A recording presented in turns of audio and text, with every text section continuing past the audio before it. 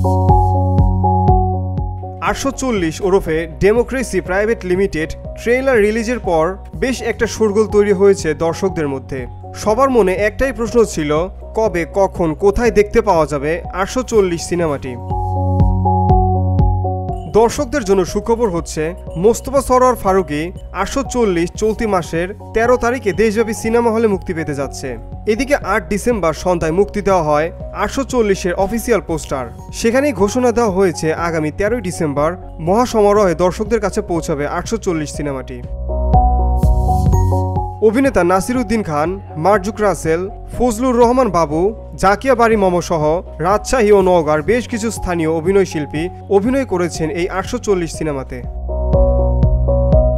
এর আগে বাংলাদেশের সমসাময়িক সামাজিক ও রাজনৈতিক অসঙ্গতিগুলো স্যাটায়ার করে 2420 নামে ধারাবাহিক নির্মাণ করে চারদিকে যেন ধুন্ধুমার আলোচনা সৃষ্টি করেছিল নির্মাতা মোস্তফা সরোয়ার ফারুকী।